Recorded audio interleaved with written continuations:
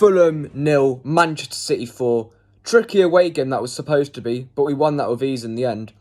First half, we did struggle a bit before we got the first goal through Gvardiol. Fulham were having quite a lot of possession, and they were putting quite a few balls into the box, and they did have the odd corner here and there. But once we got the goal, then it was total domination from Manchester City. Great goal from Gvardiol. Great play to set him up from De Bruyne. And that was his... today was his 5th goal in 7 games, I think. Because he got 2 goals in this game today. There was a bit of talk about offside for the second one. But when you actually look at the replay, he did look well onside because of the Fulham left-back playing him onside. So that's why he was miles offside. Onside, sorry. And not offside, and that's why the goal stood and didn't get ruled out. He had the chance to take the penalty, but Alvarez took it. I think it was fair enough because Alvarez is normally the penalty taker if Haaland's not on the pitch, so it made sense for him to take it. And of course, if Gvardiol decided to take it and then ended up not scoring it, then he'd get criticism. So it did sort of make sense why he didn't want to take it. And of course, because of the goal difference being important, and he missed, and say we dropped points against Spurs, and because of that Arsenal won the league and goal difference, then there'd be a massive backlash on Gvardiol's behalf for deciding to take the penalty and not putting it away. But I thought Bernardo Silva was really good today. Thought Rodri was really good today. Thought Ruben Dias was really good today. Obviously, Gvardiol is the man of the match because he did get the 2 goals, but Rodri is a close second, and Ruben Dias, because Ruben Dias did make a few good headers in the first half when it was 1-0, and a few challenges to stop Fulham from getting behind us. So I think if it wasn't for Gvardiol's 2 goals, Dias would be the man of the match, and then Rodri would be in the conversation as well. I don't know how Rodri didn't get in the conversation for the player of the season.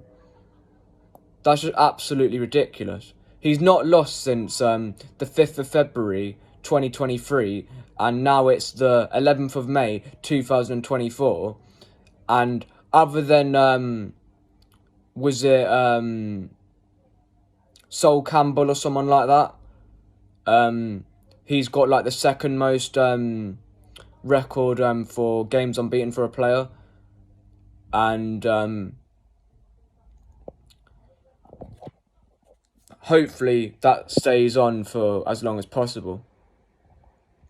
Because I think as long as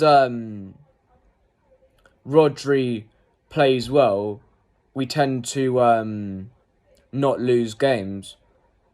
And we win quite a lot of games, and if we don't win, we don't lose when Rodri plays well. But fantastic win. I was nervous going into the game. I did predict a City victory, but I didn't expect it to be this big of a margin. I thought it'd be maybe 3-1, 2-0, or maybe 4-2. But 4-0, absolutely fantastic. And they're not a bad side for them as well. They've gone to Anfield, lost 4-3. Even though they lost the game, not many teams score 3 goals away to Liverpool at Anfield, regardless of what form Liverpool are in. They took 4 points off Arsenal, got a draw at the Emirates with 10 men as well, beat Arsenal at Craven Cottage, who's been our main title rivals this season. So it's a fantastic 3 points, and to win by 4-0 as well is very impressive. And we roll on to the Tottenham game on Tuesday.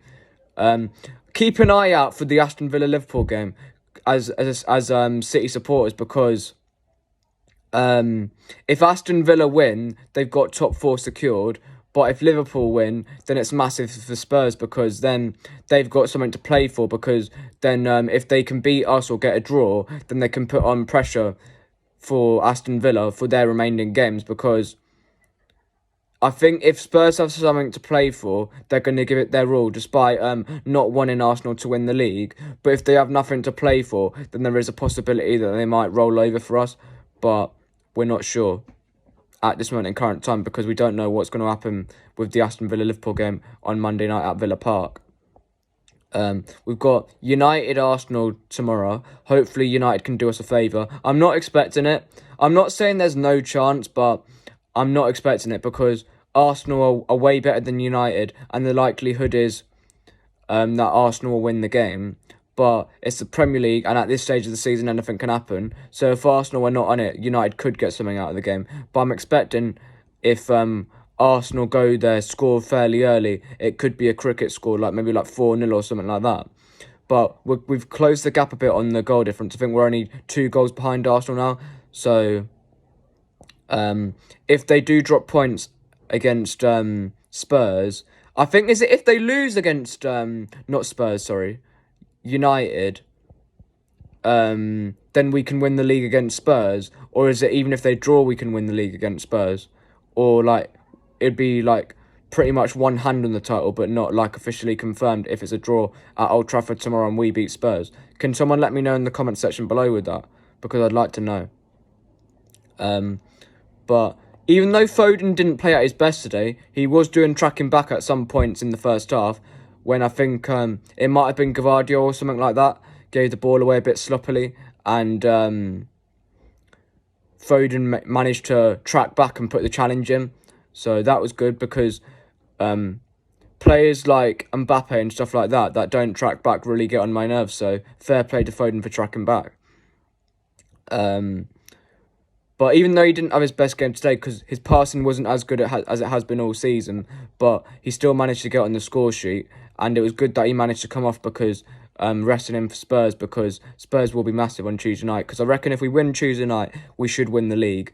But West Ham will be a banana skin fixture, because on paper, I've said in this running for a long time that West Ham is the easiest game, but knowing with City and typical City, it will end up being our hardest game. And it wouldn't surprise me if it's like another Aston Villa scenario of not last season, 2 seasons ago, sorry, where we were 2-0 down and had to come back from 2-0 down to win 3-2. So it wouldn't surprise me if that West Ham game is a sort of similar game to that Aston Villa game in the 21-22 season. But I thought De Bruyne was good today as well. His passing was really good. He's got on to 111 assists, equaling Cesc Fabregas as the second most Premier League assists of all time. He's still got quite a bit of a way to go to surpass Ryan Giggs' record of 162 assists. So that might not happen, but I think he's going to give it a good bash and try and maybe get fairly close to it. But I'm not sure whether he's going to be able to play longer enough, because obviously he's getting a lot of injuries these days, which might end up making him have to retire a bit earlier than what he would like. So that's the only thing that could maybe stop him from catching Ryan Giggs' assist record of 162. But anyway, that's the end of the post-match. I should be doing my 5 things learnt for the game today, maybe this afternoon, a bit later on. And the good thing about a 12:30 kickoff is you get to sit back and watch what your title rivals do in their fixtures. So the pressure is on Arsenal. So over to them. Let's see if they can win. I will watch it tomorrow, because it's the only game on tomorrow in the Premier League anyway. And I'm going to do a reaction to that. And hopefully have a smile on my face, because Arsenal have either drawn or lost. And see you guys in the next one. Like, share, subscribe. Quad City! Massive win that. Up the Blues. 2 more to go. 2 more. Well, 3 more if you count the FA Cup final. Well, 3 more to win the double, but 2 more to win the Premier League. See you soon.